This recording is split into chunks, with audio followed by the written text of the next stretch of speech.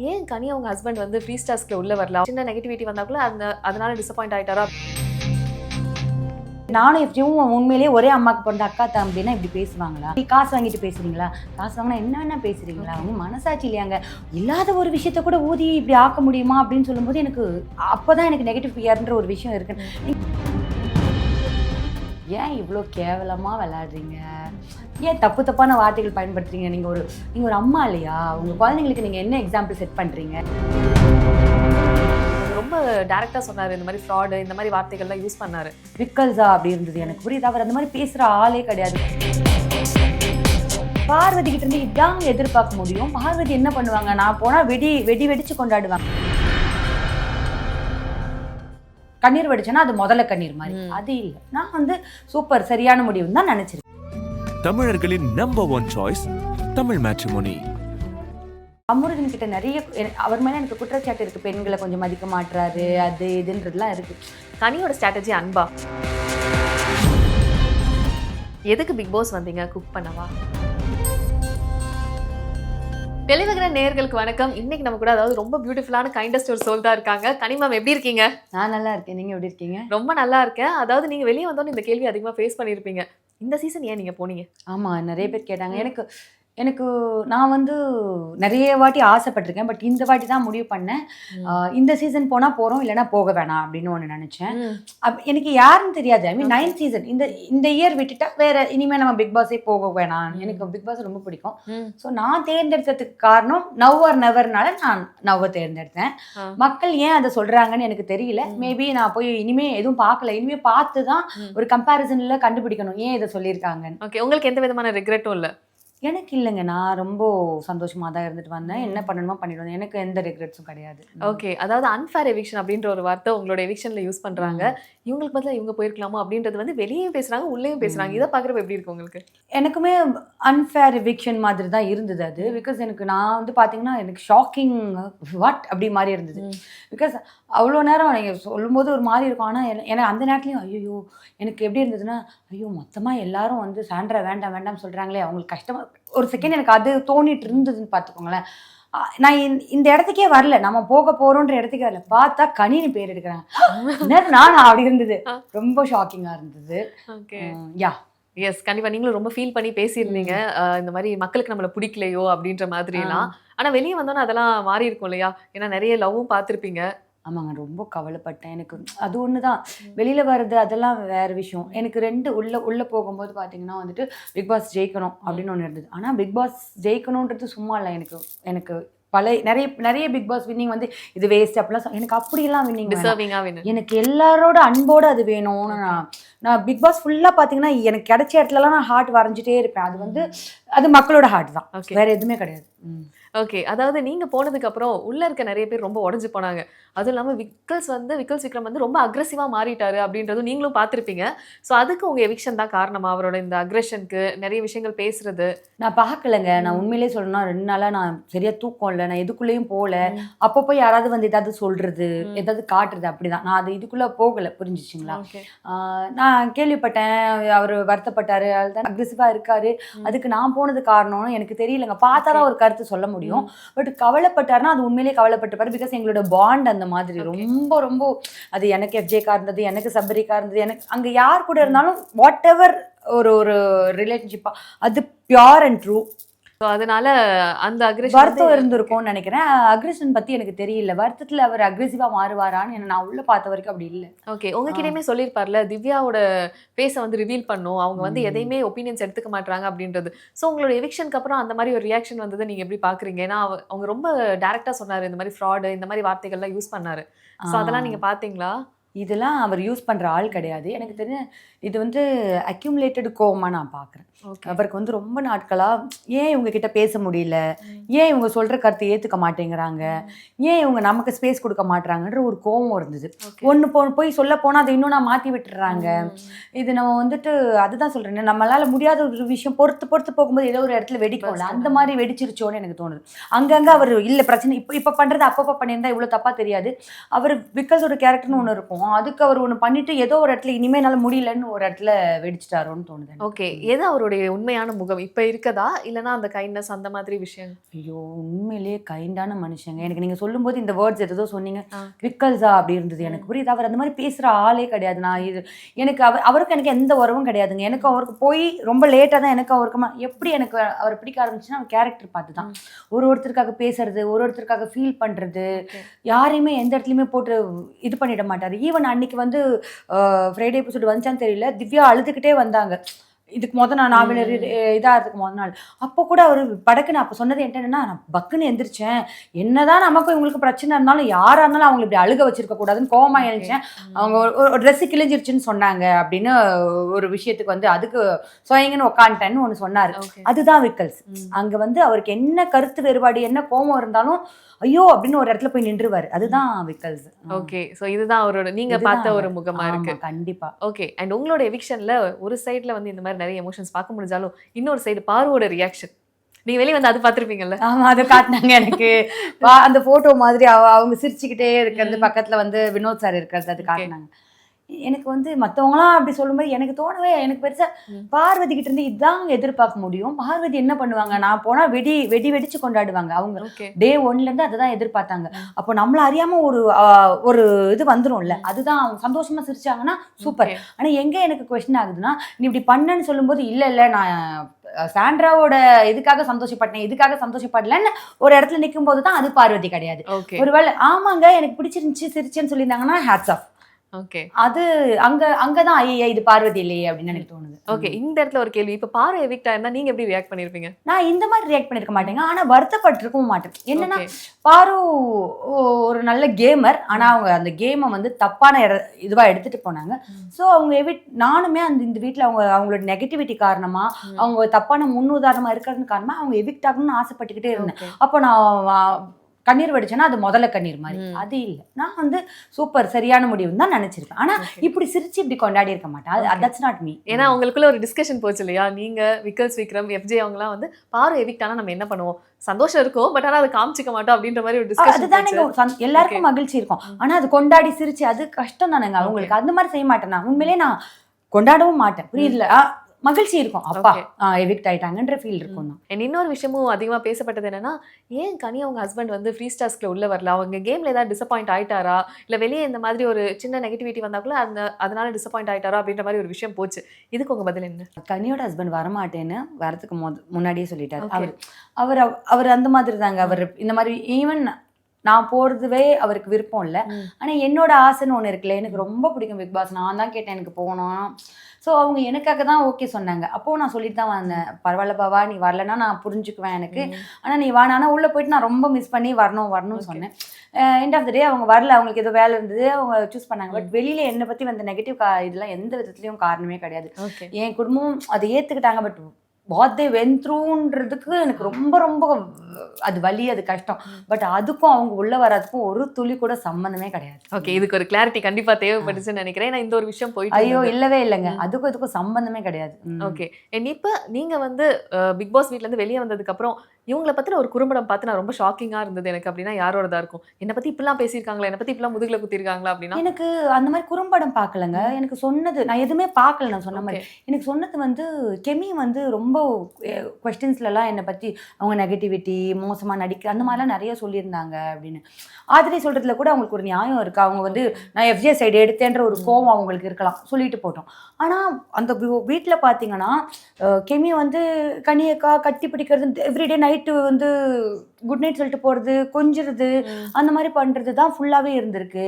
அவங்களுக்கு கையில் ஒரு அந்த இதனால எல்லாருக்கும் அந்த ரேஷஸ் வந்தப்போ நான் அவங்களுக்கு துணிலாம் துவைச்சு கொடுத்துருக்கேன். உள்ள ஒரு நாள் கூட நான் அவங்களை நாமினேட் பண்ணியிருக்கவே மாட்டேன். பார்த்தீங்களா, எனக்கு அதுக்கான காரணம் தேவையான காரணமே தேவைப்படல. அப்படிதான் இருந்துச்சு. கேமராவும் அவங்க நல்ல கேமரா இருந்தாங்க. என்கிட்டயும் பர்சனலா அவங்க எந்த அப்படி இருந்தவங்க எதுக்கடா வந்து அப்போ எல்லாமே நடிப்பா மாதிரி எனக்கு ரொம்ப ஷாக்கிங்கா சத்தியமா இருந்துச்சு. என்ன சொல்றீங்க கெமியான்னு திருப்பி கேட்டேன். நான் பார்க்கவும் இல்லை, ஏன்னா பார்க்க வேணான்ட்டேன். இல்ல வேணா விடுங்க அப்படி சொன்னாங்களா, சரி ஓகே. ரொம்ப ரொம்ப ஷாக்கிங்கா இருந்தது. கெமி ஏன் இப்படி சொன்னாங்க, நம்ம என்ன பண்ணோம் அவங்கள, அப்படி இருந்தது எனக்கு.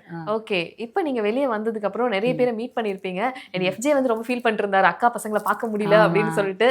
அவரை மீட் பண்ணீங்களா? அவனை பேசினேன் நேற்று தான். அவன்கிட்ட பேசினேன். அவனும் அவனோட ஃப்ரெண்டு அவங்களும் எனக்கு வரேன்னு சொல்லியிருக்காங்க. Yes of course. ஓகே, அவன் வெளியில சொல்லியிருந்தானா ஓகே, 2 பேரும் வீட்டுக்கு வரேன்னு சொல்லியிருக்காங்க. கண்டிப்பா நான் இந்த கொஞ்சம் செட்டில் டவுன் ஆயிட்டு அவனை 100% பார்ப்பேன். யார் அது சபரியா இருந்தாலும் விக்கல்ஸா இருந்தாலும் எல்லாம் தியா தஷ்மி பார்க்கணும் அப்படி சொல்லிட்டே இருந்தாங்க. அது எஃப்ஜி ரொம்ப அவங்களுக்காக ஃப்ரூட்ஸ் எல்லாம் எங்க அக்கா பொண்ணுங்க வராங்கன்னு வெயிட் பண்ணிட்டு இருந்தான். அவன் கண்டிப்பா மீட் பண்ணிடுவேன். கண்டிப்பா மீட் பண்ணும். அண்ட் இன்னொரு விஷயம் கண்டிப்பா உங்களுக்கு ஹர்ட் ஆகுற ஒரு வேர்டா இருக்கும்னு நினைக்கிறேன். கனியோட ஸ்ட்ராட்டஜி அன்பா? அன்பு வச்சு கனி ஒரு கேம் விளையாட வந்தாங்களா? அன்பு ஸ்ட்ராட்டஜியே கிடையாதுங்க. அன்பு எப்படிங்க ஸ்ட்ராட்டஜி ஆகும்? அன்பு மேபி இப்போ என்ன கேள்வி கேட்கறதுக்கு எல்லாத்துக்கும் ஒரு காரணமா வேணா அன்பு இருக்கு. அது பாத்தீங்கன்னா எனக்கு என்னோட பின்னடைவா அன்பு இருக்கலாம். அது ஸ்ட்ராட்டஜி எப்படி ஆக முடியும்? அன்பு ஸ்ட்ராட்டஜி ஆகாதுங்க. ஏன்னா அவங்க அன்பு கேங், அன்பு 2.0 அந்த மாதிரிலாம் ஒரு நேம் வந்துச்சு. இப்போ என்ன சொல்ல வராங்க? நீங்க அன்பாவே இருக்கக்கூடாது, கேம் ஷோனா அன்பா இருக்கக்கூடாது, கேம்னா அன்பாவே அப்படி இல்லைங்க. கேம் வேற, விளையாட்டு வேற, போட்டி வேற, அன்பா இருக்கிறது வேற. அது நாங்க எல்லா இடத்துலயும் பதிவு பண்ணிருக்கோம்னு நினைக்கிறேன். எங்களுக்கு ரொம்ப உள்ள திருப்பி ஆச்சரியமா கேட்கறது, ஏன் நம்மள இப்படி சொல்றாங்க? நம்ம தானே ஊருக்கு முன்னாடி அடிச்சுக்கிறோம், நம்ம தானே சண்டை வந்தா முறுக்கிட்டு நிக்கிறோம் அப்படின்றதுதான். ஆனா அதை மீறி ஒண்ணு சேர்றோம்ல, அதுதான் அன்பு. அது தேவைங்க.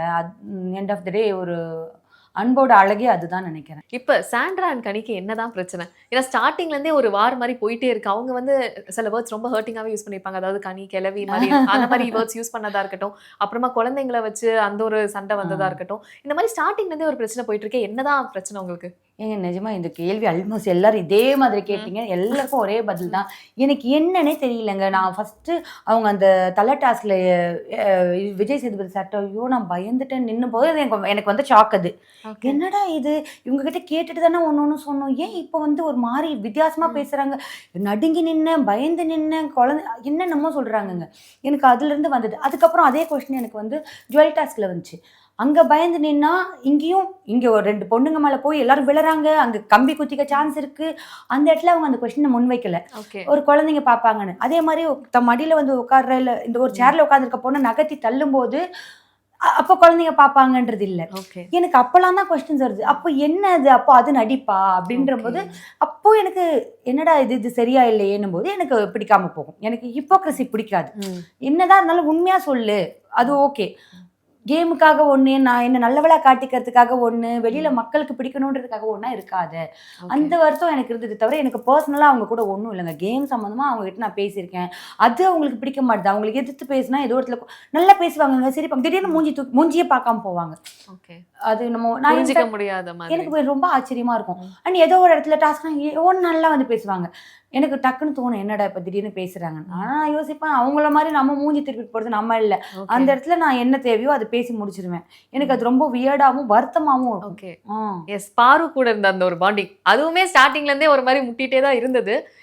அது எப்படி முட்டிக்கிட்டே இருந்தாலும் கூட வந்து நான் பாரு ஒரு இதில் சேர்த்துருவேங்க. நான் இப்படிதான் அப்படின்னு சொல்ற ஒரு கேரக்டர், புரியுதுங்களா? அவங்க வந்து நான் ஆமாங்க நான் தப்பு தான் பண்றேன் அப்படின்னு சொல்லிட்டு சொல்ற அந்த ஒரு விஷயத்துல நான் அவங்கள மன்னிச்சு விட்டுருவேன். அவங்க பண்றது சரியா தப்பான்றது அடுத்த விஷயம். ஒத்துக்கிறாங்கல்ல, உண்மையா இருக்காங்கல்ல அவங்க கேரக்டருக்கு, அந்த வகையில நான் பாரு ஓகேன்னு தான் சொல்லுவேன். ஓகே, இப்போ உங்களுக்காக நான் சில கமெண்ட் செக்ஷன்ல இருந்து செலக்டடா கமெண்ட்ஸ் எடுத்துட்டு வந்திருக்கேன். அதுக்கு உங்களோட ரியாக்ஷன் பார்க்கலாமா? கனி, அன்பு கேங் பத்தி என்ன நினைக்கிறீங்க? அன்பு கேங் அப்படின்றது அப்படி ஒரு அன்பு கேங்குன்னே ஒண்ணு இல்லைங்க. ஓகேவா, நாங்க ஒரு ஃப்ரெண்ட்ஸா இருந்தோம். அதுக்கு நீங்க கேங்குன்னு சொல்லணும்னா வேற வழி இல்லை, கேங்குன்னு சொல்லிக்கோங்க. அதுல இருக்கிறவங்க எல்லாருமே அன்பா இருந்த ஒரே காரணத்தினால அதுக்கு அன்பு கேங்குனா சரி. Okay okay yes. எதுக்கு பிக் பாஸ் வந்தீங்க? குக் பண்ணவா? இது எல்லாம் ஏன் இப்படி ஒரு விஷயம் வெளியில போச்சுன்னு எனக்கு தெரியல. குக் பண்ணது மீறி நான் நிறைய விஷயம் பண்ணியிருக்கேன். இல்லைன்னா நான் இவ்வளவு நாள் வந்திருக்க முடியாது. எந்த டாஸ்க்ல நான் சரியா விளையாடாம இருந்தேன், எந்த இடத்துல நான் சரியா பேசாம இருந்தேன், எந்த பிசிக்கல் கேம் நான் ஜெயிக்காம இருந்தேன், எதுக்கு நான் டாஸ்க்கை பொறுத்த வரைக்கும் ஸ்ட்ராட்டஜி போடாம இருந்தேன், ஏதாவது சொல்லுங்க. இல்ல, கூடுதலா சமைச்சேங்க. ஆமா, சமைச்சு போட்டது தப்பாங்க. சமைச்சு எல்லாரும் ஒவ்வொரு தலையும் வந்து நீ தான் சமைக்கணும்னு சொல்லும் போது போயிருக்கேன். சில வாரங்கள் நான் வேணான்னு சொல்லாத மீறியும் எனக்கு கன்வின்ஸ் பண்ணி போட்டிருக்காங்க.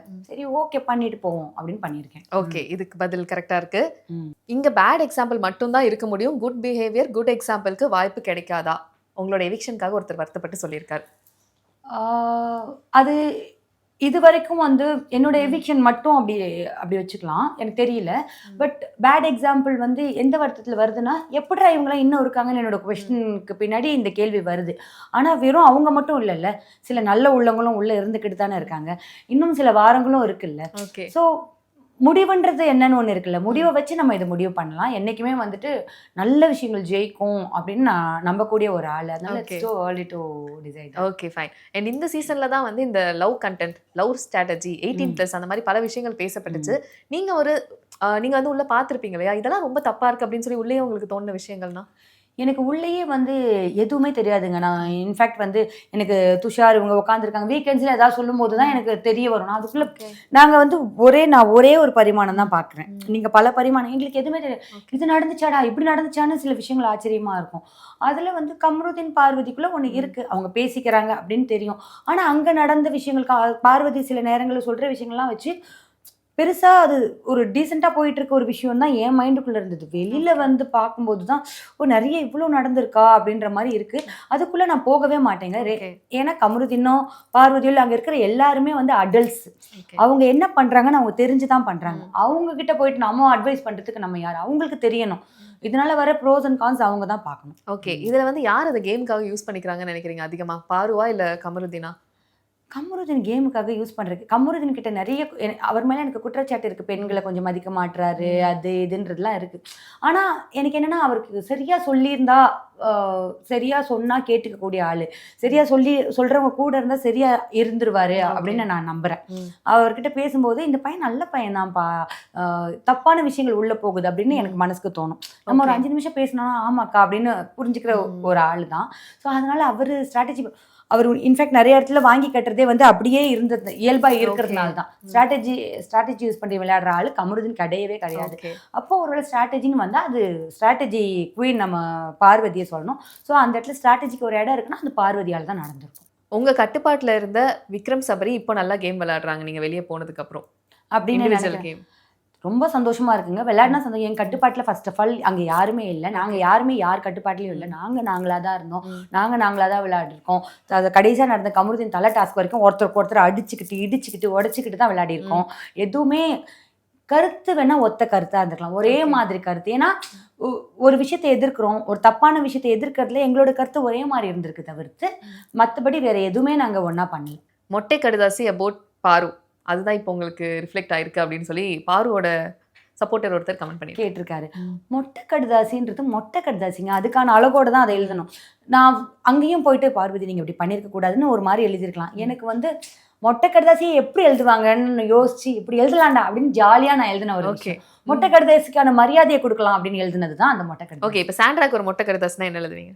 ஏன் இவ்வளோ கேவலமாக விளையாடுறீங்க, நல்ல விஷயங்களை நடிப்புக்காக பயன்படுத்திக்கிறீங்க, அந்த மாதிரி நிறைய ஏன் தப்பான வார்த்தைகள் பயன்படுத்துறீங்க? நீங்கள் ஒரு அம்மா இல்லையா? உங்கள் குழந்தைங்களுக்கு நீங்கள் என்ன எக்ஸாம்பிள் செட் பண்ணுறீங்க? நாளைக்கு உங்கள் குழந்தைங்க வளர்ந்து இதை பார்ப்பாங்கல்ல, பார்த்தா இதெல்லாம் ஓகேவா உங்களுக்கு எனக்கு கேட்கணும். எஸ், இந்த கடிதாசி ரீச் ஆகும்னு நினைக்கிறேன். விக்கல்ஸ்க்கு ஒரு கடிதாசி இப்போ இருக்க இந்த 2 நாள் அவரோட கேம் பார்த்து அவருக்கு ஒரு மொட்டை கடிதாசி. நான் கேமே பார்க்கலங்க எதுவுமே. இப்போ சில பேர் எனக்கு சிலது சொன்னாங்க, நீங்க தானே ஏதோ வேர்ட்ஸ் சொன்னீங்க, ஏதோ விக்கல்ஸ் வந்து ரொம்ப காமான ஆள், எல்லாத்தையும் யோசிக்கக்கூடிய ஆள். ஏதோ ஒரு இடத்துல வந்துட்டு லூஸ் பண்றாரோன்னு தோணுது. அது நீங்க இல்ல விக்கல்ஸ், நீங்க கோவப்படலாம், ஆனா வேர்ட்ஸ் நம்ம கோபம் வந்து அதான் அடக்கி வைக்கிற கோபம் வந்து வேற மாதிரி வெளிப்படும். அப்படி வெளிப்படுதான் தோணுது. அதை எப்பவுமே அப்பப்போ வெளிப்படுத்துருங்க. நீங்க எப்பவும் பண்ற மாதிரி நியாயமா வெளிப்படுத்துங்க. Okay, Kani, you never stood for women like the way you defended FJ, Vinod, Sabari, Vikram. You always supported men in the house. எந்த இடத்துலங்க எனக்கு இப்போ பெண்களுக்காக நிற்கணுன்ற ஒரு இடத்துக்காகவே போய் பெண்களுக்காக நிற்க முடியாது இல்லைங்களா? நான் வந்து இப்போது அது ஆதிரி விஷயமா இருந்தாலும் நான் ஃபஸ்ட்டு பேசும்போது நான் ஆதிரி கிட்ட பல முறை சொல்லியிருக்கேன், உங்கள் வெளியில் போனீங்கன்னா தப்பாகிடும், நீங்கள் யோசிச்சா கூட நாளைக்கு மூஞ்சி திருப்பி கூட நம்ம போயிடுவோம், ஆனால் கேமை விட்டுட்டு போயிடாதீங்க, எஃப்ஜே உங்களுக்கு கேவலமாக நடத்துகிறான், நீங்கள் வந்து அதுக்கு இது பண்ணாதீங்க. நான் அப்படி தான் சொல்லியிருக்கேன். அவங்களோட சாய்ஸுங்க. ஒரு நாள்லாம் சோகமாக உட்காரும்போது கூட சொல்லுவேன், அவனுடைய முடிவுகள் உங்கள் கேமை பாதிக்க விடாதீங்க, நிறைய சொல்லியிருக்கேன். ஓகேவா? அதை தான் நான் எல்லாருக்குமே சொல்கிறேன். ஈவன் ஒரு நாள் வியானா உட்காந்துருக்கும் போது கூட நான் சொன்னேன், நீ இது பண்ணலைன்னு உனக்கு புரிஞ்சிருச்சுல, நீயா இருக்கலன்னு உனக்கு தெரிஞ்சிருச்சுல்ல, உன் கேம் எங்கேயோ சேஞ்ச் ஆகுதுன்னா நீ மாறணும். இவ்வளோதான் நான் அந்த இடத்துல சொல்ல முடியும். திரும்பவும் நான் சொல்கிறேங்க, நான் எப்போவுமே அது என் பொண்ணுங்களாவே இருந்தாலும் கூட இப்படி பண்ணு அப்படி பண்ணு சொல்ல மாட்டேன். இது தப்பா போகுதுங்க, பார்த்துக்கோ, இது ஓகேவான்னு பார்த்துக்கோ, அவ்வளோதான். எனக்கு அவங்கக்கிட்ட இருக்கிற எங்கள் அப்பா சொல்கிற மாதிரி தான், மூக்கு நுனி வரைக்கும் தான் என்னோட சுதந்திரம், மூக்கை தொடுறது இல்லைன்னு நான் நினைப்பேன். ஓகே. அதாவது ரம்யா வந்து வெளிய ஒரு விஷயம் லைக் ஸ்டேஜ்ல சொல்லுவாங்க நடிக்காத கனி அப்படின்னு. அது வந்து எல்லாருக்குமே மேபி தப்பா பட்டிருக்கலாம். அவங்க வந்து அது கிளாரிஃபிகேஷன் குடுத்தாங்க. உங்க சிஸ்டருமே அதனால ஹர்ட் ஆயிருந்தாங்க. அவங்களும் ஸ்டோரிலாம் போட்டிருந்தாங்க. நீங்க அத எப்படி எடுத்துக்கிட்டீங்க? ரம்யா வந்து நடிக்காத கனி அப்படின்னு அங்க சொன்னதை நான் கவனிக்கல. அதுக்கப்புறம் வந்து அப்படி சொல்லியிருந்தாங்கன்னா ரம்யா வந்து அதை மீன் பண்ணியிருக்க மாட்டாங்கன்னு நான் நினைக்கிறேன். பிகாஸ் எங்களுக்கு ஒரு அவ அவ அப்படிதான் ஏய் நடிக்காத அப்படி அவ இப்போ நான் ஒரு சில விஷயம் சொல்றேன்ல, எனக்கு இப்படிதான் வரும் இப்படிதான் அந்த மாதிரி அவ பேசுற விஷயம் அது. எனக்கு அவ மேல வேற சில வருத்தங்கள் இருக்கு. ஆனா இது இல்ல இந்த வருத்தம் இல்ல.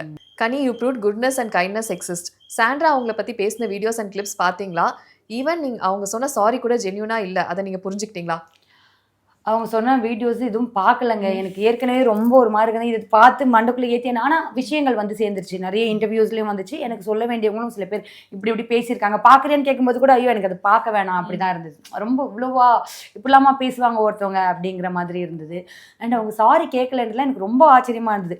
விஜய் சேதுபதி சார் முன்னாடி அவங்க கேட்கும்போது எனக்கு தோணுச்சு இவங்க உண்மையாக சாரி கேட்கலன்னு. ஆனால் பிரேக்கில் வந்து என் கை பிடிச்சிட்டு புரிஞ்சிச்சுங்க எனக்கு சாரிங்கன்னு சொல்லும்போது நம்பிட்டேன். சரி உண்மையாக தான்ப்பா சொல்கிறாங்க இவங்க உண்மையாக தான் சொல்கிறாங்க அப்படின்னு நினச்சிட்டேன். அதுதான் வருத்தமா இருக்கு. அந்த நம்ப வச்சு கழுத்து இருக்கிற ஒரு மொமெண்ட் மாதிரி இருந்தது. அது அவங்க பண்ணியிருக்க வேணாம். எஸ். இந்த அன்புன்ற வேர்ட், இந்த அன்பே உங்களுக்கு என்னைக்காவது பிக் பாஸ் வீட்ல வீக்னஸா இருந்திருக்கா? இந்த அன்பை வச்சு உங்க அன்பை வச்சு யாராவது கேம் விளையாண்டாங்கன்னு நினைக்கிறீங்களா? யாரும் விளையாடலைங்க. தெரியலங்க. எனக்கு கெமி விஷயம் மட்டும்தான் எனக்கு அப்படி தோணுச்சு. என்னடா அப்படி ரொம்ப கியூட்டா பேசியதான் எனக்கு அவங்க மட்டும்தான் அது யூஸ் பண்ணிக்கிட்டாங்கன்னு தோணுது. மற்ற யாரும் அப்படி பெருசா தோணலை. ஓகே. நீங்க போனதுக்கு அப்புறமும் அடிக்கடி உங்க பேர் வந்து விக்கல்ஸ் அண்ட் சபரி வந்து சொல்லிக்கிட்டே இருக்காங்க. கனி இதை சொல்லியிருக்காங்க. கனி இங்கதான் இருக்காங்க நம்ம கூட. அண்ட் அப்ப கூட பிக் பாஸ் கலாச்சிருப்பாரு. எஸ். அது சொல்லி தரலையா கனி அப்படின்ற நான் ஷேர் பண்ணேன். இன்னைக்கு யாரும் எனக்கு ஷேர் பண்ணியிருந்தாங்க. எனக்கு ரொம்ப சந்தோஷமா இருக்கு. அவங்க 2 பேர் பேசுறது சந்தோஷம். அது ஓகே. நான் ஆனா வந்து பிக் பாஸ் சொன்னதே எனக்கு ரொம்ப ரொம்ப சந்தோஷம். ஜாலியா இருந்தது. அதை பார்த்த உடனே எனக்கு ரொம்ப சந்தோஷமாயிடுச்சு. ஓகே. எஸ். இப்ப வந்து அந்த விஷயம் கரெக்ட்னு நினைக்கிறீங்களா? இந்த விஷயத்தை ஃபாலோ பண்ண விக்ரம் அப்படின்றது எந்த விஷயத்த?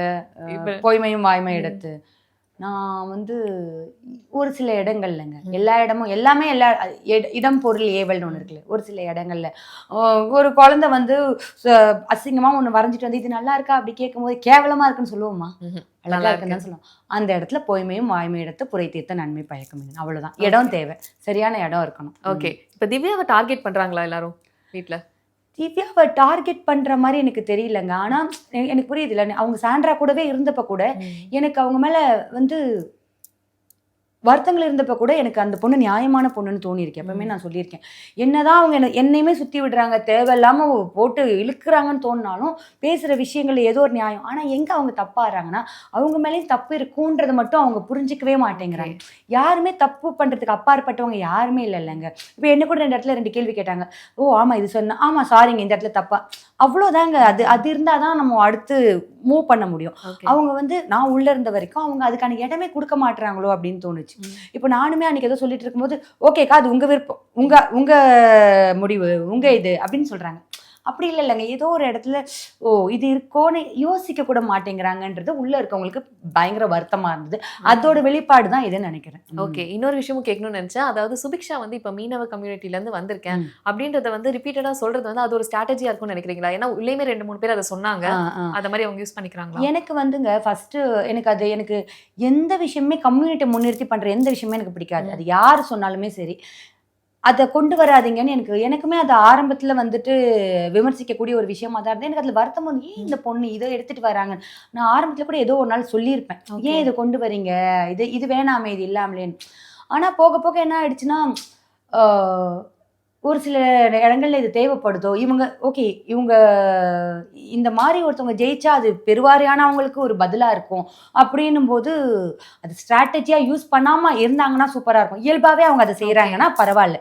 அது ஸ்ட்ராட்டஜியா இருக்குன்னா அது கண்டிப்பா யாருமே கம்யூனிட்டியை ஸ்ட்ராட்டஜியா வைக்கிறதுன்றது ரொம்ப பெரிய தவறு. ஆனா எனக்கு என்ன அவங்க இயல்பா பண்றாங்க அப்படின்னு தோணுது. ஓகே. அந்த ஒரு எமோஷன்ல ஏன் மக்களுக்காக ஏன் மக்கள் அந்த ஃபீல். எஸ். இன்னொரு விஷயம் வெளியே வந்தோன்னே நீங்க பார்த்து ஷாக்கா இருக்கக்கூடியது என்னவாக இருக்கும்னா உங்களையும் எஃப்ஜேவே வச்சு வந்த விஷயங்கள். அதாவது நீங்க உள்ள இருக்கப்ப அதை பத்தி யோசிச்சிருக்க கூட மாட்டீங்க. ஏன்னா அந்த ஒரு மாதிரி தாட்ஸே இருந்திருக்காது. வெளியே இந்த மாதிரி ஒரு ரியாக்ஷன் இருக்கும்னு எதிர்பார்த்தீங்களா? லீஸ்ட்டுங்க நான் பேச்சுக்கு கூட யோசிக்காத ஒரு விஷயம் ரொம்ப ஷாக்கிங்காக இருந்தது. அதனால வந்து என் வீட்டில் இருக்கவங்க என்ன ஆனாங்க, எனக்கு அது ரொம்ப ரொம்ப கஷ்டமா இருந்தது. நீங்கள் உங்கள் அக்கா தம்பியை பற்றி நீங்கள் பேசுவீங்களா? அக்கா தம்பின்னு சொல்றாங்க. சரி நானும் எப்பயும் உண்மையிலேயே ஒரே அம்மாக்கு பிறந்த அக்கா தம்பின்னா இப்படி பேசுவாங்களா? அப்போ கூட இப்படி பேசுவீங்களா? என்னங்க நீங்க இதுல பேசி, இதுல பண்ணி சரி காசு வாங்கிட்டு பேசுறீங்களா? காசு வாங்குனா என்ன வேணா பேசுறீங்களா? ஓகே. உங்க மனசாட்சி இல்லையாங்க? உங்களுக்கு ஒரு அம்மா இருக்காங்க தானே! இல்ல உங்களுக்கு ஒரு பொண்ணு இருப்பாங்க, அக்கா இருப்பாங்க. எப்படிங்க இத பண்றீங்க? I don't know. எனக்கு பேசுறதுக்கு ஓகே. வார்த்தைகளே இல்ல. எஸ். இந்த சீசன்ல நெகட்டிவ் பிஆர்ன்ற விஷயம் இருக்குன்னு நினைக்கிறீங்களா? ஏன்னா இப்போ ஒரு கண்டஸ்டன்ட்ட டிஃபேம் பண்ணணுன்றதுக்காக சோசியல் மீடியால இந்த மாரி விஷயங்கள் நடக்குதுன்னு நினைக்கிறீங்களா?